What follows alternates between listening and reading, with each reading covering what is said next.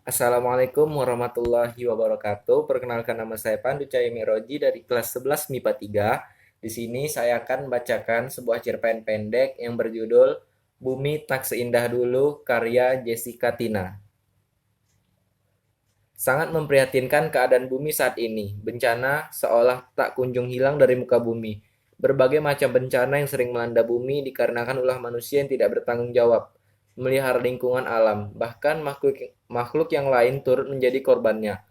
Hingga angka keberadaannya diambang kepunahan dan nyaris ada juga yang benar-benar tidak ada lagi di muka bumi. Apakah manusia termasuk makhluk yang serakah dan mementingkan dirinya sendiri? Jawabannya, kita kembalikan pada diri sendiri dan renungilah kejadian ini. Layar laptop memperlihatkan betapa parahnya kondisi lingkungan alam. Sangat jelas terpampang di hadapanku.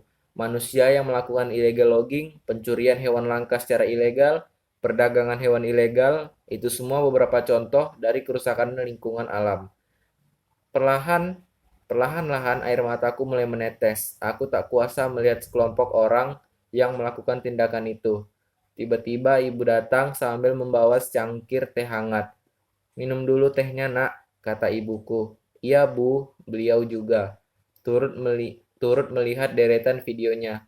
Entah sampai kapan manusia melakukan semua itu. Secepatnya, kita harus melakukan pencegahan, lanjut ibu yang kebetulan seorang aktivis lingkungan.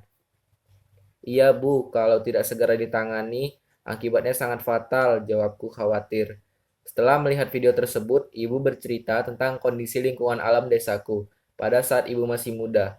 Kalau kamu tahu dulu, di lingkungan desa kita sekarang jauh kali berbeda dengan dahulu. Dahulu itu setiap warga di sini sangat antusias menanam berbagai jenis tumbuhan di depan rumahnya, sehingga desa kita bisa menjadi sangat rindang dan sejuk.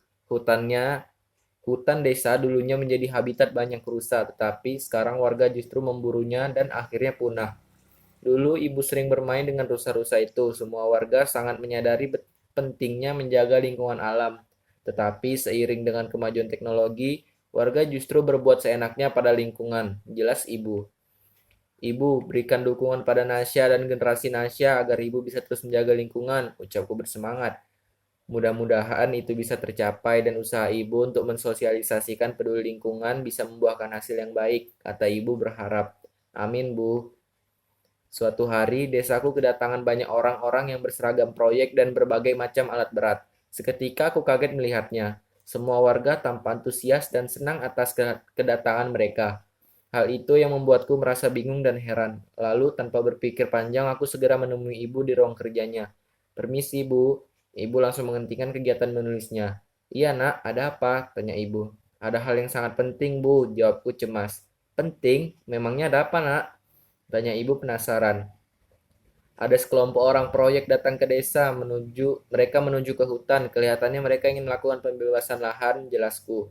Ibu terdiam lalu dia segera meninggalkanku dan menelpon seseorang. Selesai menelpon, ekspresi ibu terlihat marah dan kecewa sekali. Tiba-tiba ibu menggebrak meja. Aku pun langsung kaget dan penasaran. Ada apa, Bu? Kok ibu terlihat marah dan kecewa? Tanyaku. Ternyata Pak Kades benar-benar menyetujui pembangunan perusahaan pengelola kayu jati. Apakah beliau tidak sadar tindakan yang gegabah itu? Dia seenaknya saja mengambil keputusan tanpa meminta pendapat ibu, ucap ibu dengan emosi memuncak. Ibu, lebih baik kita segera ke hutan dan menanyakan langsung hal ini kepada Pak Kades, saranku pada ibu. Emosi ibu kembali mereda dan ibu pun menyetujuinya. Aku dan ibu bergegas menuju hutan. Ternyata di hutan desa sangat ramai warga. Para warga melihat proses pembebasan lahan, bahkan ada juga yang berjualan di sekitarnya demi mendapatkan uang. Hal itu terjadi karena ada proyek besar di desa. Ibu langsung menemui Pak Kades yang sedang berbincang-bincang dengan ajudannya. Emosi ibu tidak dapat tertahan lagi. Pak, apa yang Anda lakukan semua ini? Tanya ibu dengan lantang, sampai-sampai warga memperhatikan ibu. Loh, Anda kok tiba-tiba marah? Saya tidak mengerti maksud Anda, jawab Pak Kades dengan terlihat tenang. Anda menyetujui proyek yang akan merugikan warga dalam jangka waktu yang panjang. Apakah Bapak tidak berpikir bahaya apa saja yang akan ditimbulkan? Ucap ibu kecewa.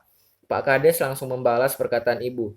Saya kepala desa di sini. Saya mengerti kebutuhan warga saya. Anda tidak bisa menentang kebijakan saya, jawab Pak Kades. Oh begitu. Saya tahu semua ini sebuah pencitraan kan? Baiklah, saya tidak akan berbicara panjang lebar.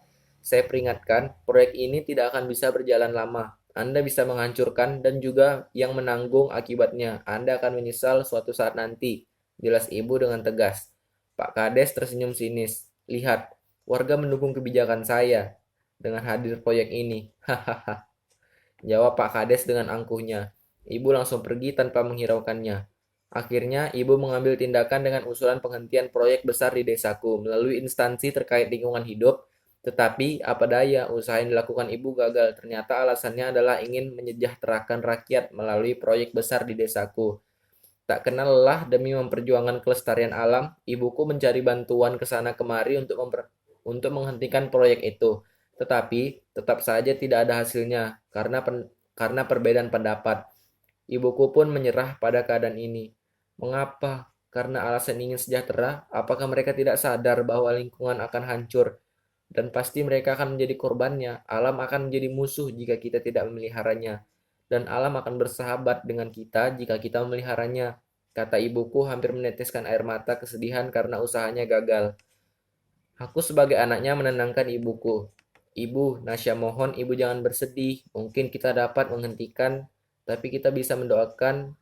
Mungkin kita tidak dapat menghentikan, tapi kita bisa mendoakan mereka supaya diberi kesadaran, Bu. Jawabku sambil menghapus air matanya. Terima kasih, Nak. Ternyata anak ibu sudah mulai tumbuh menjadi dewasa dan bijak. Mendengarnya, aku pun tersenyum malu. Ah, ibu bisa saja memuji Nasya. Seiring berjalannya waktu, desaku semakin tak terkendali. Desaku tertimpa bencana akibat proyek besar pembangunan perusahaan kayu jati itu. Warga desa banyak yang mengeluhkan kebijakan dari Pak Kepala Desa dan akhirnya Pak Kepala Desa diberhentikan dari jabatannya karena kebijakannya yang merugikan kehidupan rakyat. Meskipun Pak Kepala Desa tidak lagi menjabat, tidak akan bisa mengubah keadaan desaku yang semakin lama akan semakin memuncak kehancuran. Pada suatu hari, hujan yang sangat deras menerjang desaku. Pohon-pohon di desaku tidak bisa menyerap air hujan lagi. Waduk desa juga sudah tidak dapat membendung banyaknya air hujan. Sungai di desaku akhirnya meluap karena aliran yang tersumbat oleh banyaknya sampah. Air bah sungai desa menghancurkan desaku. Aku dan ibu hanya bisa berpasrah menghadapi ujian kehidupan ini. Atas izin Allah, aku dan ibu bisa selamat. Kami takut kehilangan satu sama lain. Inilah yang akan diterima bagi setiap orang yang tidak peduli dengan lingkungannya. Ibu telah gagal memelihara lingkungan, ucap ibu dalam keadaan lemas. Lalu, aku dan ibu berpelukan berharap akan ada kehidupan yang lebih baik dan lebih indah dengan lingkungan alam yang masih terjaga keasriannya. Baiklah, mungkin sekian cerpen yang bisa saya bacakan. Jika ada perkataan yang kurang jelas, saya mohon maaf. Billahi taufik wal hidayah. Wassalamualaikum warahmatullahi wabarakatuh.